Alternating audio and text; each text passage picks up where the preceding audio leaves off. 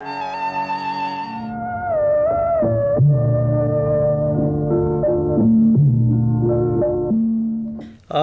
80 साल के ऊपर हो गए हैं। काफ़ी लंबा समय आपने बिताया है। इसके बहुत अलग अलग प्रकार के अनुभव आपने प्राप्त किए हैं। देश विदेश की यात्राएं आपने की हैं। क्या आपको कहीं लगता है कि जीवन में कुछ ऐसा घटित हुआ है जिसका आपको पछतावा है? कोई ऐसी घटना जीवन में क्या घटित हुई है? यदि अपना आत्मविश्लेषण करूं और ऐसी घटित घटना की बात याद करूं तो मुझे लगता है कि कभी कभी मैं बहुत इम्पल्सिव हो जाता हूँ। इम्पल्सिव का अर्थ ये है कि जो एक इम्पल्स में आकर आवेग जनित प्रतिक्रिया कर देता हूँ, और वे ये आवेग जनित प्रतिक्रिया जो है वो मुझे हमेशा नुकसान पहुँचाती रही। जब भी कोई संकट की घड़ी आई है और मैंने सोच कर अपनी प्रतिक्रिया व्यक्त की है, मैं इस स्थिति को बेहतर संभाल सका हूँ। मैं सोचता हूँ कि मैंने पहले भी उल्लेख किया, मैंने जीवन में एक बहुत अच्छा मित्र खोया। जापान में हम एक साथ रहे, भारत में भी एक साथ बहुत दिन तक रहे, और जापान में एक ऐसी घटना होगी जिससे वो मुझसे बहुत नाराज़ हो गया। आमतौर पर यदि मेरा मित्र बहुत मुझसे नाराज़ हो जाए तो मैं भी उतना नाराज़ से हो जाऊँ, ये मैं नहीं करता, आमतौर पर नहीं करता। ये टिट फॉर टैट वाली जो आदत है ये मेरे स्वभाव का अंग नहीं है, पर वहाँ ऐसा ही हो गया। और उसने एक बात कही, मैंने उसका जवाब दे दिया और 2 बातें सुना दी और मेरा संबंध उससे टूट गया। आज 30 वर्ष हो गए। मैं सोचता हूँ कि जीवन का मेरा बहुत बड़ा नुकसान था, एक लॉस था, जिसको मैं अपने इम्पल्सिव स्वभाव को न संभाल पाने के कारण मैंने जीवन में एक बहुत अच्छा मित्र अभिन्न मित्र खो दिया।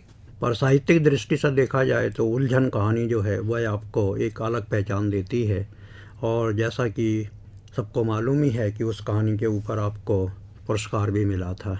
उलझन जैसी कहानी जो कि बहुत ही मानवीय है, एक परिवार की जो मनोदशा है वो व्यक्त करती है, और एक संप्रदाय के साथ जुड़कर भी वो कहानी सामने आती है। इस कहानी की रचना के बारे में आप कुछ बताएं कि किस प्रकार से आपने उसको लिपिबद्ध किया। उलझन कहानी बहुत हद तक आत्मकथात्मक कहानी कही जा सकती है। मेरी पत्नी को ये आदत थी कि जब भी मैं घर में केस धोता था और बाद में केस जो सूख जाते थे तो उनमें तेल लगाने का काम और कंघी करने का काम वही करती थी। तो ऐसे ही वो बहुत सारे ऐसे कामों से बहुत खींच भी जाती थी जो बहुत छोटे छोटे काम हैं और जिनके लिए मैं उन पर निर्भर करता था।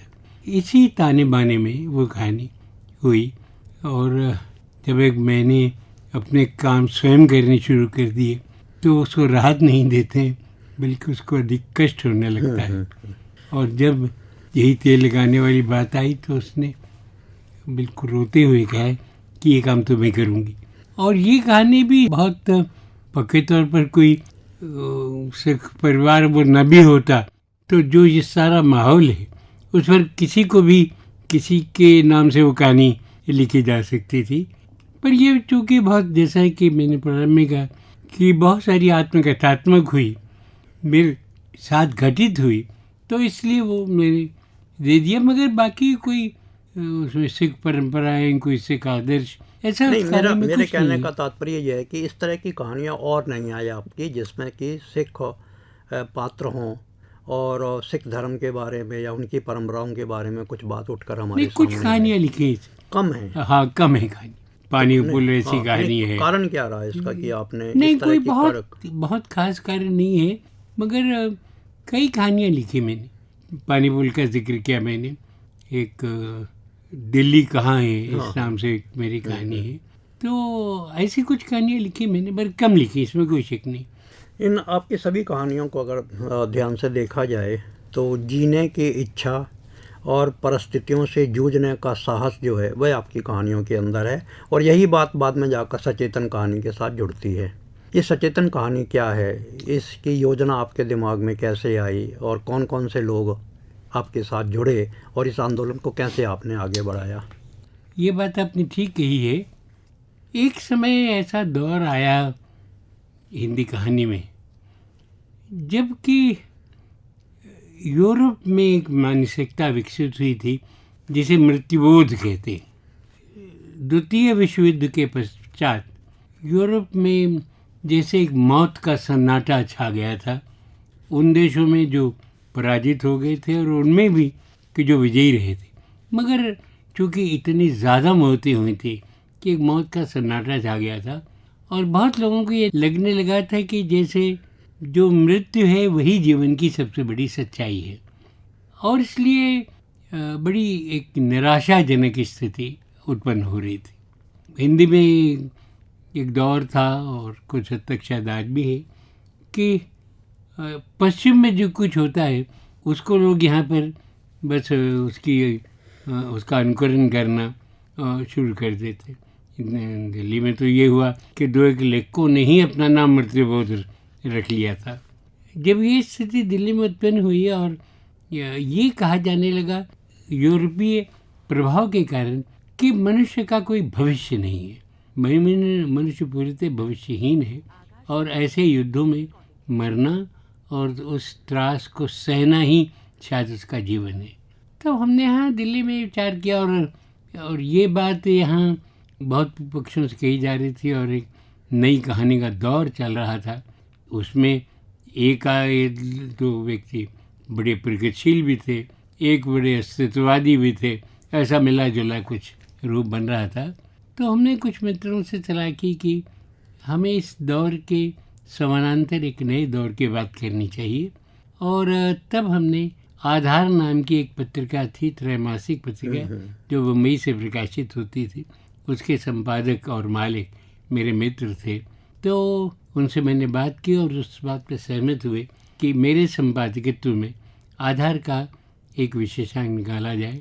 बहुत चिंतन के बाद हमने सचेतन नाम अपने लिए चुना, एक प्रकार से अवेयरनेस, जागरूकता, और हमने उसका एक विशेषांक निकाला। उसमें मैंने एक संपादकीय में ये लिखा कि बहुत से लोग मनुष्य के जीवन को प्रदत्त वस्तु के रूप में लेते हैं, कुछ जैसे दे दी गई है, सक्रिय होकर जीते नहीं है, और जीवन जो है वो केवल जाना ही नहीं जाता, जिया जाता है, जिया भी जाता है।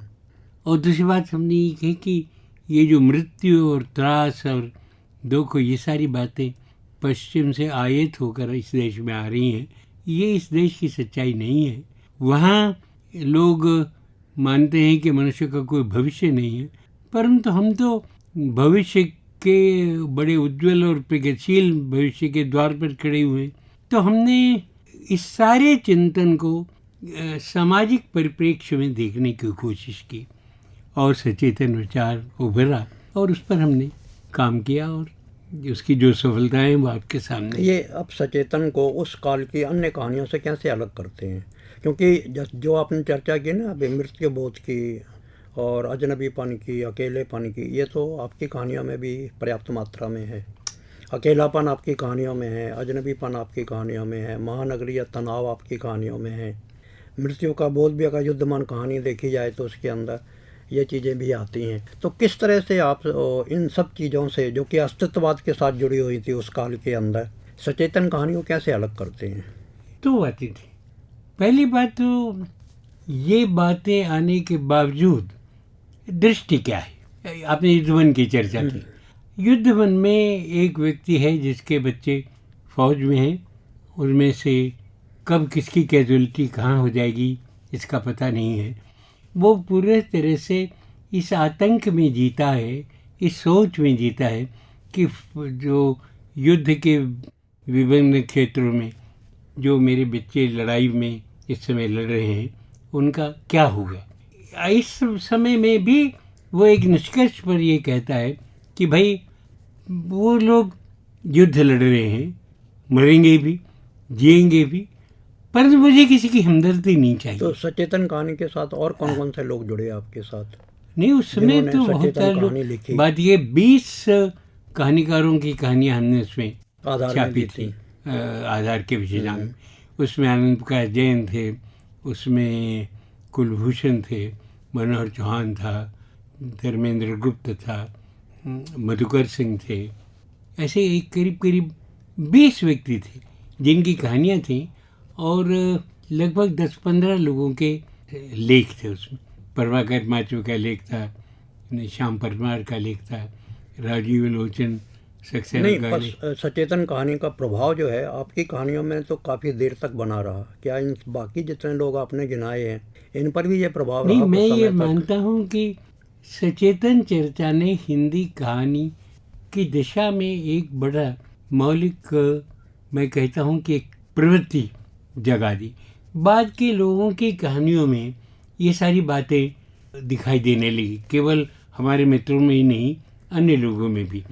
बाद में जो जनवादी रुझान उभरा वो भी कहानी को समाज से जोड़कर देखने और समाजोन्मुख जो प्रवृत्ति है इसे और जोड़ने का एक प्रयास था।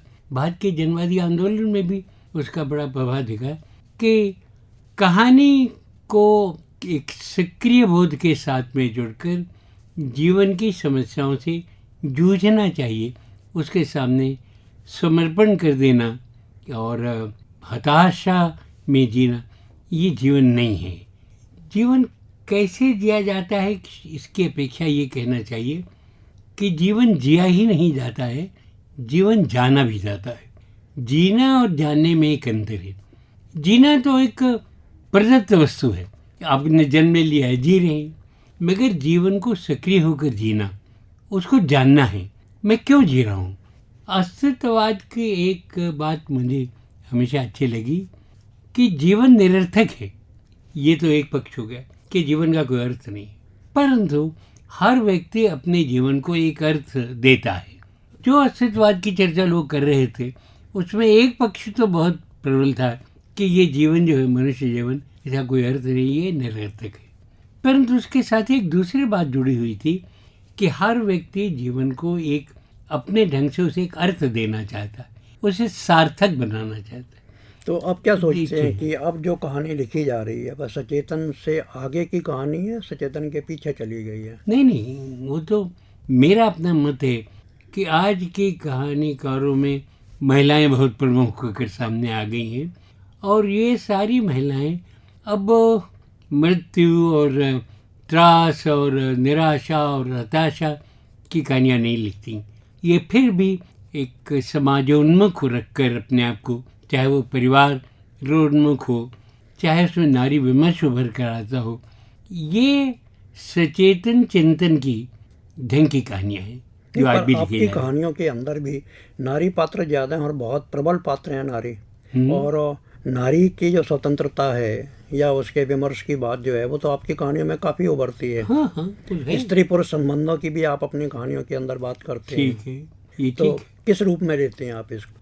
बात यह है कि प्रारंभ से ही मैं इस मत का हूँ कि स्त्री को समाज में और परिवार में जो स्थान प्राप्त होना चाहिए वो हमारी परंपरा नहीं देती रही। ईश्वर को छोटा माना जाता रहा और कबीर जैसा बड़ा प्रगतिशील अपने समय का कवि वो भी कहता है कि जो नारी है वो तो नागिन की तरह है जो डस जाती है। इस तरह से गुरु नानक की दृष्टि कहीं ज़्यादा प्रगतिशील थी, जिन्होंने कहा था कि सो को बंदा आखिए जित जम्मे राजान, उसको बुरा क्यों कहा जाए जो बड़े बड़े महापुरुषों को, राजाओं महाराजाओं की जन्म देती। मेरी दृष्टि ये रही कि स्त्री को उसका सम्मान देना चाहिए, उसको उसकी सार्थकता का बोध कराना चाहिए, उसकी सारे परिवार में और घर में उसकी जो भूमिका है उसको रेखांकित करना चाहिए, उसकी उपेक्षा नहीं करनी चाहिए और वो स्वावलंबी होकर अपने पैरों में खड़ी होकर एक स्वतंत्र चिंतन। तो आपकी कहानियों के अंदर जो महानगरीय बोध आता है, अकेलापन है, तनाव है, महानगरीय जीवन है, वहाँ की समस्याएं हैं, ज़िंदगी के अन्य तनाव हैं, ये सारी बातें क्या आपका मुंबई जाने के बाद आपके मन के अंदर ये बातें आती हैं या इसका प्रभाव पड़ता है? नहीं, कानपुर से तो भी ये बात थी, मगर बम्बई जाने जैसा कि अभी आपने कहा भी कि ज़्यादातर मेरी जो कहानियाँ हैं वो फिर उलझन और मैडम जो बम्बई में जाकर मैंने लिखी उनसे प्रारंभ होता है। तो ये जो महानगरीय बोध है ये तो बहुत हद तक बम्बई का प्रभाव मेरे पर पड़ा। यहाँ तक कि उलझन जैसी नायिका जो है वो भी महानगर में बहुत थोड़े सीमित साधनों में किस तरह परिवार को व्यवस्थित रखती है, ये उसकी कहानी है। पर महानगर का जो त्रास है उसके अंदर से जीवन का अर्थ ढूंढना कोई बहुत आसान नहीं है। मेरी कहानियों में बहुत सारा ये वर्ग उभरा है कि महाजीवन है, उसके कष्ट हैं, उसकी व्यथाएं हैं, मगर उन व्यथाओं में से व्यक्ति अपने लिए राह खोजता है, राह बनाता है और उस पर सार्थक रूप से चलने का प्रयास करता है।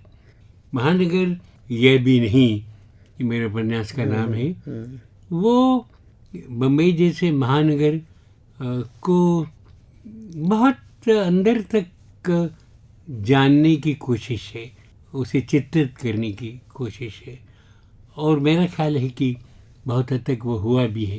कैसे परिवार बनते हैं, कैसे परिवार महानगर के दबाव में बिखरने शुरू हो जाते हैं, कैसे सारे मानवीय संबंधों में का व्यावसायीकरण होता है और उसको पैसे और व्यवसाय से तोला जाने लगता है।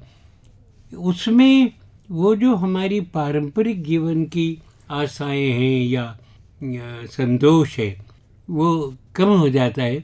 एक दौड़ शुरू हो जाती है, एक अंधी दौड़ जिसमें व्यक्ति जी रहा है। बम्बई का जीवन आप देखें तो दौड़ से भरा हुआ जीवन। लोग भाग रहे हैं, कोई ट्रेन पकड़ने के लिए, कोई लोकल ट्रेन पकड़ने के लिए, कोई और जब ट्रेन आकर स्टेशन में रुकती है और लोग बाहर निकलते हैं तो ऐसा लगता है जैसे लोगों का हजूम बाहर निकल रहा है। ऐसे जीवन को जीना और उसमें अपने आप को समरस बनाए रखना अपने आप में एक चुनौती। क्या ऐसा जीवन जो है जो कि बहुत ही व्यस्त है, आदमी को बिल्कुल अकेला नहीं बना देता है? और ये अकेलापन आपकी कहानियों के अंदर भी आता है, उपन्यास के अंदर भी आता है? नहीं, ये तो जरूर बना देता है।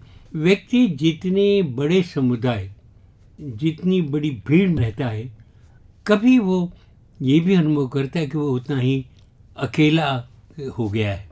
आप देखें कि जो व्यक्ति परिवार में जीता है वो अकेला नहीं होता, मगर जो व्यक्ति समूह में जीता है, जिसके सामने परिवार एकदम छोटा हो जाता है, वो ज़्यादा अकेला हो जाता है, क्योंकि उसको लगता है कि ये सारे के सारे व्यक्ति जो हैं ये मेरे साथ नहीं है, मैं इनके साथ नहीं हूँ। एक अकेलापन वो बहुत महसूस करता है और मेरी बहुत सारी कहानियों में ये अकेलापन आया है। नहीं, आपकी एक दो कहानियाँ ऐसी भी हैं जहाँ पर कि माँ बेटी साथ रह रहे हैं पर उनका सब कुछ अपना अलग अलग है। ब्रश भी अलग है, पेस्ट भी अलग है, चाय भी अलग है, आना जाना भी अलग है, खाना पीना भी अलग है। वो जबकि दोनों इकट्ठे रह रहे हैं, हाँ। पर उनमें कहीं भी सांझ नज़र तो नहीं आती। शायद ये भी एक महानगर की एक त्रासदी है कि माँ बेटी एक साथ रहती हैं, अलग अलग नौकरी करती हैं, अपना अलग ढंग से जीवन जी रही हैं और उनको जोड़ने वाला कोई सूत्र उनके बीच में नहीं है। एक व्यक्ति आ जाता है तो जैसे उन्हें लगता है कि एक सूत्र आ गया है कि जो उन्हें एक टेबल पर बैठा सकता है, एक टेबल पर नाश्ता कर सकते हैं वो, नहीं तो खाने का सब ढंग अलग और हर चीज़ अलग अलग है। बिल्कुल एक अजीब किस्म का सन्नाटा उस घर में व्याप्त है जो महानगर। उस सन्नाटे पर मैंने वो कहानी लिखी थी और दोनों ही के मन में, माँ और बेटी दोनों ही के मन में कि एक ऐसा सूत्र आए जो हमें ये एहसास कराए कि हम माँ बेटी और साथ साथ रहे और साथ साथ रहे, ये एहसास कराए। ये तीसरा व्यक्ति आकर कर रहा था, परंतु उनको अपने जीवन की व्यस्तताओं में और अपने जीवन की अपनी निजी रुचियों में इतनी ज़्यादा व्यस्तता है कि वो एक परिवार के रूप में जी रही हैं, ये इनको अनुभव नहीं होता। तो आपने जहाँ टॉनी का चित्रण करते हुए एक बच्चे के मनोविज्ञान को लिया, वहीं पर आपने बड़े लोगों के, प्रौढ़ लोगों के मनोवैज्ञानिक चित्रण भी अपनी कहानियों में किया है, जैसे कि कील कहानी है, काला बाप गोरा बाप है या युद्धमन है। इस तरह की कहानियाँ जो हैं वो सिर्फ मनोवैज्ञानिक स्तर पर ही आदमी को खोलती नहीं हैं, बल्कि महानगरीय जीवन के जो अन्य तरह के तनाव हैं, अकेलापन है, अजनबीपन है, या व्यस्त जीवन की जो अन्य त्रासदियाँ हैं, वह भी आपकी कहानियों के अंदर उभरती हैं। क्या आप इन सभी चीज़ों को कहानियों के अंदर सहजता से ले लेते हैं, या चित्रण करते समय कहीं पर कुछ सोचने पर या बाधा सी उत्पन्न होती है? नहीं, बाधा तो नहीं उत्पन्न होती है। एक दृष्टि जरूर रहती है कि जो कुछ भी ये त्रासद स्थितियाँ हैं, इन त्रासद स्थितियों के मध्य से क्या बात उभरती है। कई कहानियाँ मेरी ऐसी हैं, जैसे मैंने लय कहानी लिखी है। लय कहानी में पति पत्नी के बीच में एक द्वैत सा पैदा हो गया है और एक यात्रा पर वो जाते हैं। उस यात्रा के दौरान भी और वहाँ घटित होने घटनाओं के मध्य भी उनके अंदर एक दुराव जैसा फैलता रहता है एक दूसरी स्त्री को लेकर। परंतु एक रेलवे स्टेशन पर जब रात में वो ट्रेन का इंतज़ार कर रहे हैं, उन्हें एक स्टेशन पर खड़ा हुआ एक बूढ़ा व्यक्ति मिल जाता है जो अपने झाबे में 5-6 केले रखे हुए हैं और बेचना चाहता है। इससे उससे पूछती है कि बाबा, रात के 12 बज गए हैं, तुम अभी तक ये 5 केले लेकर खड़ी हो। वो कहता है कि भाई, अगर ये केले भी बिक जाएं तो शायद मेरे बच्चों के मुंह में 2 निवाले और जा सकें। तो वो झटपट 5 रुपए का नोट वहाँ रखकर वो केले उठा लेती। अब एक ये घटना जो है, और केले खाने लगती है। उसका पति उससे कहता भी है कि तुम डायबिटिक हो और इतने केले क्या खाना तुम्हारे लिए ठीक है। चूँकि उसका एक मूड बदल गया है, एक जीवन की लय उसे जैसे मिल गई है कि जो ऐसा सुख है कि जो आप किसी को थोड़ी सी हल्की सी खुशी देकर उस सुख के भागीदार बन जाते हैं, वो लय उसको मिल गई। तो बड़े आनंद से कहती है कि कभी कभी बेबरहसी करना भी अच्छा है। तो जीवन में ये जो लय है, मेरी 3 कहानियाँ हैं इस ढंग की। लय है, सुर है, ताल है, और तीनों कहानियाँ जीवन को एक ख़ास किस्म के लय के साथ छोड़ती है, अवसाद से उनको बाहर निकालने की कोशिश करती है और एक स्वस्थ जैसा कोई परिवेश उनके सामने बन जाए, इस बात का प्रयास करती है। आप जब कहानी लिखते हैं, फिर उपन्यास भी लिखते हैं आप, तो इन दोनों की रचना प्रक्रिया के अंदर क्या अंतर है, विशेष रूप से आपकी रचना के संदर्भ में? अभी भी कहानी मेरे लिए एक बहुत सहज और प्रिय विधा है। मूलतः मैं कहानीकार हूँ। मैं अपने आप को बहुत उपन्यासकार नहीं मानता, पर 3 उपन्यास मैंने लिखे, 4 लिखने की तैयारी भी है। एक जो कैनवस है, कहानियों का कैनवस छोटा है और उस सारे कैनवस में बहुत अच्छे रंग में भर सकूं। बहुत शौक रंगों का मुझे शौक नहीं है। टे हुए से रंग, हल्की आसास देने वाले रंग मुझे प्रिय हैं, जिसको हम शेड्स कहते हैं। इसलिए बहुत बड़बोली बात करना मुझे अच्छा नहीं लगता। कहानी में ये कर पाना मुझे आसान और सहज लगता है, अपने अनुकूल लगता है। कथा का एक विस्तार होता है, बहुत चरित्र होते हैं, बहुत सारी घटनाएं होती हैं, उनकी प्रतिध्वनियाँ होती हैं और उन चरित्रों के आपसी संबंध विकसित करने के लिए एक बड़ा कैनवस होने की ज़रूरत होती है। मैं समझता हूँ वो बड़ा दूभर कार्य है। नहीं, प्राय लेखक ये कहते हैं कि लिखने से पहले खास तरह के मूड की ज़रूरत होती है, मन स्थिति की। क्या आप इस बात को मानते हैं? मैं इस बात को बहुत नहीं मानता। मूड की बात नहीं है। जैसे कहानी है, कहानी लिखनी है तो हो सकता है कि मैं साल भर में एक भी कहानी लिखूं। कोई एक बात आपके मन में कौंधती है और जब कौंधती है तो आपको लगता है क्या ये मेरी किसी कहानी का विषय बन सकती है। फिर कई दिन मुझे सोचने में लग जाते हैं और कई दिन के बाद सोचने के बाद फिर एकाएक एक ऐसा क्षण आता है जब मुझे लगता है कि मैं लिख सकता हूँ और मैं लिखता हूँ। कई बार पहले तो मैं 1 बैठक में या 2 बैठक में ही कहानी लिख लेता था। अब मुझे इतना सरल नहीं लिखता। अब कहानी लिखना जैसे जैसे मैं ज़्यादा कहानियाँ लिखी वैसे वैसे कहानी लिखना अब ज़्यादा दूभर लिखने लग गया। कई बार ये जो त्वरित कौंध कर एक कहानी बन जाने वाली बात है, अब वो मुझे आसान नहीं लगती। मुझे याद है कि 2 कहानियाँ मेरी तो ऐसी हैं कि जो मैंने लिखना शुरू किया और जब मैं अंत तक पहुँचा उसके बीच में 2 वर्ष का अंतर, 2.5 वर्ष का वो लिखी रही फाइल में, पड़ी रही वो, फिर देखा, फिर कभी लगा, और उसको मेरे लिए 2-2.5 साल लग गए, क्योंकि कहानी कहाँ पहुँची है ये बात मेरे लिए बड़े महत्व की है कि कहाँ जा रही है। ये भी होता है कई बार कहानी अपना रास्ता खुद भी ढूंढने लग जाती है, मगर फिर भी आखिर लेखक तो आखिर तो उसके साथ जुड़ा हुआ है। नहीं, आपने कहानी लिखी और लिखने के बाद आपको लगा कि मेरी तरफ से ये कहानी पूरी हो गई है, और आप उस कहानी को किसी अपने मित्र को सुनाते हैं, रचनाकार को सुनाते हैं, और वह कुछ सलाह देता है और आपको लगता है कि ये ठीक बात कह रहा है, कहानी के अंदर इस प्रकार का विकास होना चाहिए था या चरित्र का इस तरह से विकास होना चाहिए था, तो क्या आप उसकी बात मान के उस कहानी के अंदर कुछ बदलाव करते हैं? यदि उसकी बात मुझे सही लगे तो मैं बदलाव करने के लिए तैयार हूँ।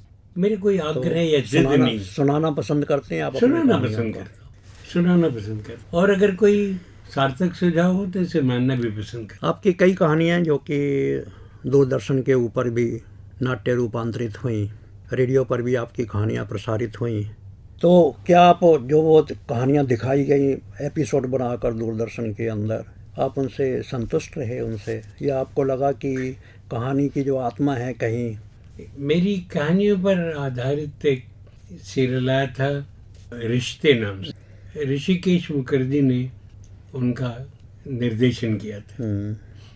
ये जो उलझन कहानी है ये 2 एपिसोड में दिखाई गई थी और बड़े अच्छे ढंग से दिखाई थी, परंतु कुछ कहानियों के साथ मुझे लगता है कि जो स्क्रिप्ट राइटर है, क्यों मैंने स्क्रिप्ट उसकी नहीं लिखी थी, जो स्क्रिप्ट राइटर है उसने कुछ अनावश्यक अपने आप को आरोपित कर दिया। जैसे मेरी कहानी है धूप की उंगलियों के निशान। हाँ। उस धूप की उंगलियों के निशान में मैंने ये दिखाया है कि एक पति पत्नी है जो अलग हो चुके हैं, पति ने दूसरा विवाह कर लिया है, उनका तलाक हो चुका है, पति ने दूसरा विवाह कर लिया है, उसकी 2 बेटियां हैं। पत्नी अपने बेटे जो उसके पति से उसके साथ रहती है, जिसको वो हॉस्टल में भेजकर पढ़ा रही है। संयोग से अचानक एक दिन बस स्टॉप पर मुलाकात हो जाती है और वो पत्नी जो है वो उस व्यक्ति को घर ले आती कि रात को अगर ठहरना चाहो तो ठहर जाओ मेरे साथ, मेरी फ्लैट है मेरे पास। वो आ जाता है, ठहरता है और दूसरे दिन वो लोग अपने अपने रास्तों पर चले जाते हैं। उनके बीच के जो संबंध हैं उस समय कैसे कैसे भावनाएं जो पति पत्नी के रूप में कई वर्ष तक साथ जिए थे आती हैं, इस कहानी में मैंने वो चित्र किया। परंतु जब ये दूरदर्शन पर आई तो मुझे लगता है कि उसे बहुत अनावश्यक खींच दिया गया और निष्कर्ष निकाल दिया गया। अन्याय किया अन्याय क्या किया कि उस पत्नी को रखा, फिर वो दिखाया कि पति जो है पत्नी से वही संबंध स्थापित करने की कोशिश कर रहा है और वो ना कर रही है। एक ड्रामा जिसे मैंने कहानी को बचाया था वो उसमें लाने की कोशिश की, तो मुझे लगा कि इस कहानी को ठीक नहीं। अगर इस बात को जो आपने कहा है अभी, अगर हम इसके अंदर सुधार करना चाहें जिससे कि कहानी की आत्मा बनी रहे, तो क्या आप चाहते हैं कि निर्माता, निर्देशक, पटकथा लेखक और लेखक या उसके साथ जुड़े हुए कुछ और लोग जो हैं उनकी कहीं ना कहीं मीटिंग तो होनी चाहिए ना, कि देखा जाए कि कहानी का रूप कहीं। मगर कई बार तो ये संभव नहीं होता ना। अब जैसे इस कहानी की पटकथा बम्बई में लिखी गई, मैं बार बार बम्बई नहीं जा सकता था। मुझे जो उलझन की पटकथा लिखेगी वो दिखाई गई तो मुझे पसंद आ गई, मैंने कहा ठीक है। इसलिए कुछ पटकथाएं मैं नहीं देख पाया कैसे लिखेगी, वो लिखने वाले क्या लिखा। पर उससे पहले मेरा एक सीरियल और आया था लोक की बात। लोक की बात आमतौर पर जो लोक कथाएं हैं इन पर आधारित था, पर उसमें भी जिस ढंग से मैंने लिखा, पटकथा लेखक ने तो बदल दिया होगा उसको, पटकथा लेखक ने बदल दिया तो मैं बहुत नाराज हुआ। और मैंने 2 एपिसोड जैसे ही देखे मैंने कहा भाई ये पटकथा लेखक नहीं चलेगा, मैं ये तो मेरी कहानी की हत्या करता जा रहा है, और मैंने चेंज करा दिया। वो पटकथा लेखक आज तक मुझसे नाराज है, पर मैंने चेंज करा दिया। अब जो साहित्य लिखा जा रहा है, जिसको कि आप देख रहे हैं, पढ़ रहे हैं, पत्रिकाओं में भी आ रहा है, सैकड़ों किताबें भी आ रही हैं, तो क्या आपको लगता है कि साहित्य जो है वह समाज के साथ जुड़ा हुआ है, या समाज को कुछ दे सकता है, या लेखक अपने दायित्व को पूरा कर रहे हैं, या वो अनावश्यक लिख रहे हैं?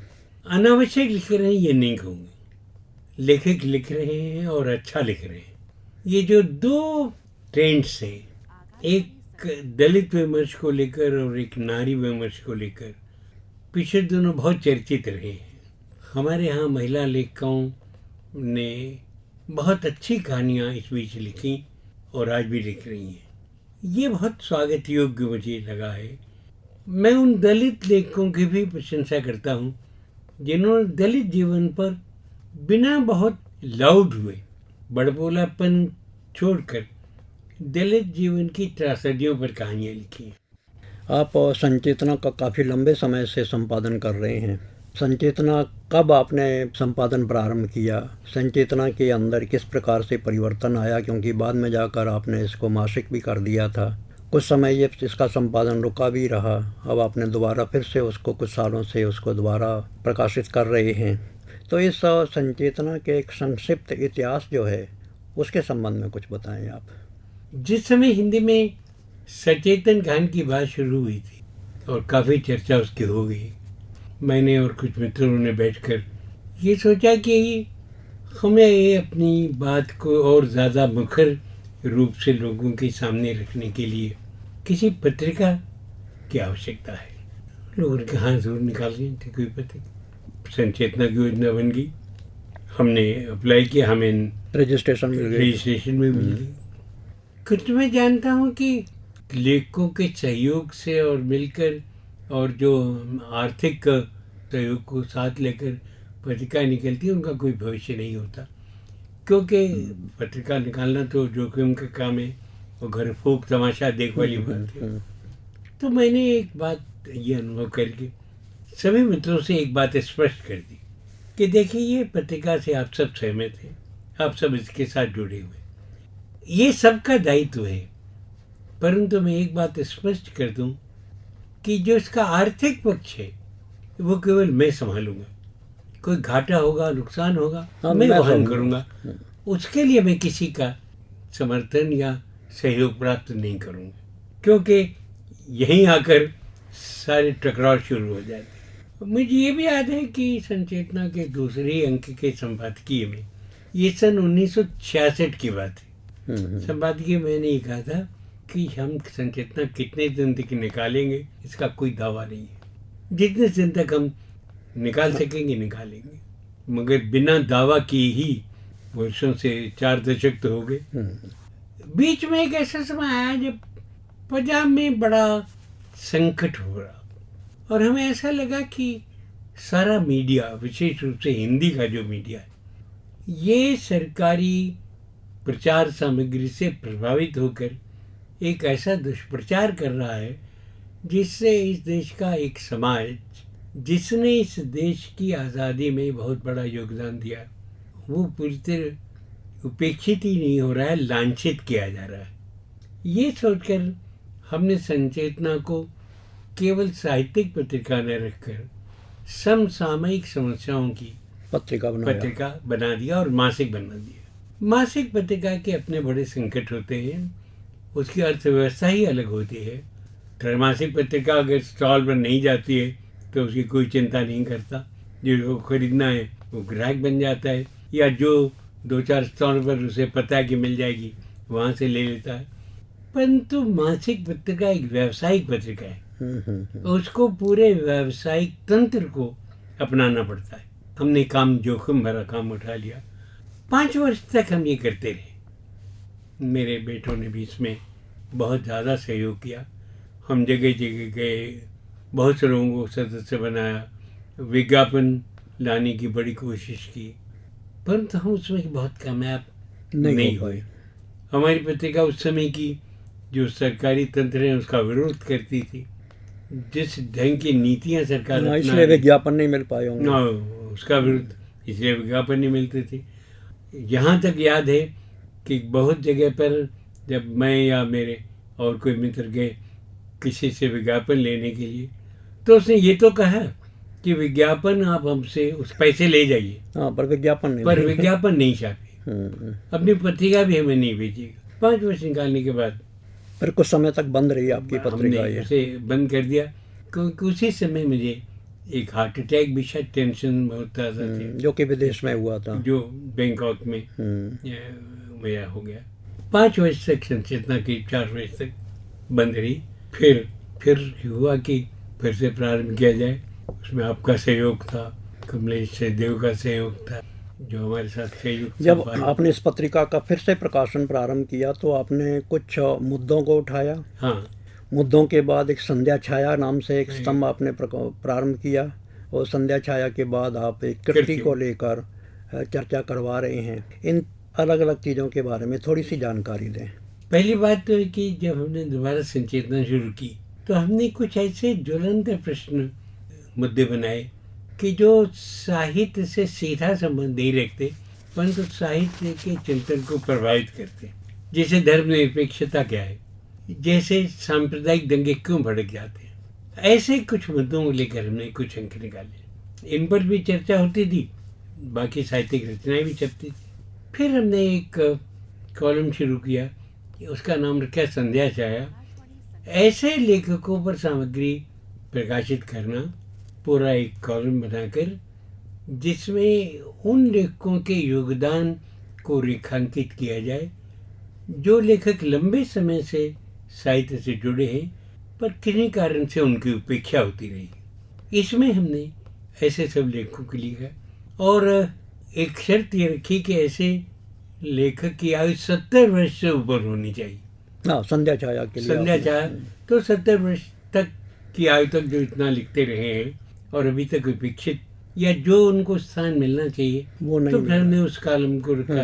उसमें उसकी लेखक की रचना के संबंध में था, उसका आत्मवक्तव्य था, उसका कोई साक्षात्कार था, उसकी कोई रचना थी।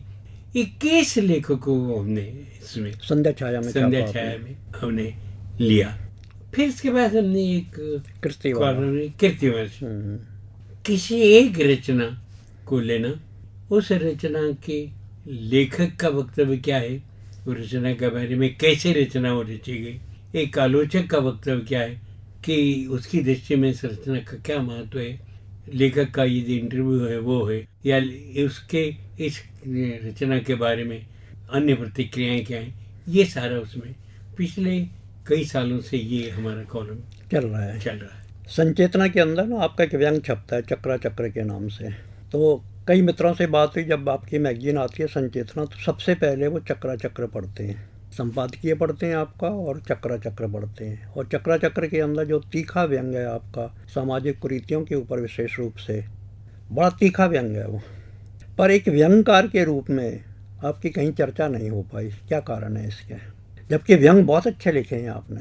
ये बात तो सही है, और उसका कारण भी बता सकना मेरे लिए आसान नहीं है, पर ये ठीक है कि चक्र के नाम से मैंने व्यंग लिखे, और तरफ से कुछ मुद्दों पर, कुछ सामाजिक कुरीतियों पर हैं, कुछ धर्म की आस्थाओं पर हैं, कुछ साधु संतों पर हैं, कुछ नेताओं पर हैं। ऐसे व्यंग लिखे, लोग पढ़ते भी हैं और पसंद भी करते हैं, पर ये भी सही है कि व्यंगकारों के रूप में मेरी आपकी कोई पहचान। आपने एक पंजाबी कोऑपरेटिव सोसाइटी भी प्रारंभ की थी, और पंजाबी के कुछ लेखक उस सोसाइटी के साथ जुड़े थे, और कई पुस्तकें भी छपकर इस कोऑपरेटिव सोसाइटी के माध्यम से आई थी। आपका कैसा अनुभव रहा इसका? शुरू में अनुभव अच्छा रहा। पहली बात है कि ये सोसाइटी मैंने प्रारंभ नहीं की थी। मैं खालसा कॉलेज में पढ़ाता था, और मेरे सहकर्मी उपल साहब कोलीग थे डॉक्टर सुरेंद्र सिंह उपल, ये उन्होंने प्रारंभ की थी, मगर बहुत निष्क्रिय बनकर पड़ी रही। ये सोसाइटी रजिस्टर्ड लिमिटेड सोसाइटी थी, पर कोई काम नहीं करे। उन्होंने मुझे इन्वॉल्व किया, मुझे उसका अध्यक्ष बना दिया, तो हम सक्रिय होकर कुछ लिखे।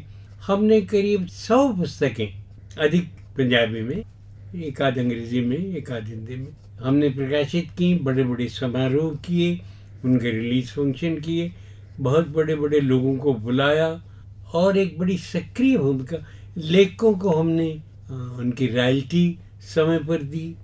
पर धीरे धीरे हमारा अनुभव ये हुआ कि पुस्तक व्यवसाय एक व्यवसाय है, ये एक मिशन नहीं हो सकता। क्योंकि व्यवसाय में तो सभी प्रकार के दंड फंद अपनाने पड़ते, कितनी रिश्वत देनी पड़ती, पुस्तकें बल्क परचेज में आ जाएं, इसके लिए रिश्वत का खुला बाजार है जो सभी प्रकाशक तो दे देते हैं। सोसाइटी कैसे दे सकती है? कोऑपरेटिव सोसाइटी पैसे कहाँ से लाएगी?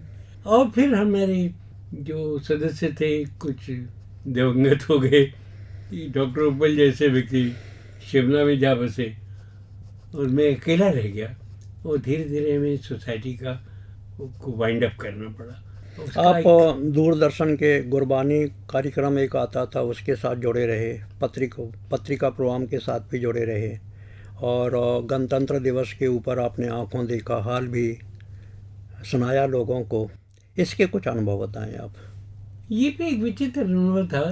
दिल्ली दूरदर्शन पर सत्य प्रकाश किरण नाम के एक प्रोड्यूसर का बेचारे हमारे बीच नहीं है। पता नहीं कहाँ एक बार मेरी उनसे भेंट हो गई और उन्होंने मुझे बुलाया, और ये जो पत्रिका कार्यक्रम है उसको कंपेयर करने के लिए कुछ समय 2 कार्यक्रम होते थे, एक सप्ताह नई आवाज़ और एक पत्रिका। तो एक नई आवाज़ के उन्होंने मुझे एक बार आमंत्रित किया और मैंने वो कंपेयर किया और लोगों को बहुत अच्छा लगा। तो प्रति 15 दिन में मैं, और एक बार पत्रिका होती थी तो वो सुन कर कंपेयर करते थे। कुछ समय बाद वो नई आवाज़ बंद हो गया और हर सप्ताह पत्रिका कार्यक्रम होने लगा। साहित्य कार्यक्रम था, वो भी कई वर्ष तक मैंने किया। गणतंत्र दिवस पर मुझे आमंत्रित किया गया, तो कुछ 3-4 वर्षों तक मैं वहाँ से एक लाइव कमेंट्री परेड की। अब एक आखिरी सवाल, जब तक आप पंजाबी बाग रहे, आपके घर लेखक, रचनाकार, मित्र हर समय आते रहते थे। जब भी मैं जाता 3-4 लोग आपके पास बैठे हुए होते और चाय का दौर चल रहा होता था, गप्पें चलती थी।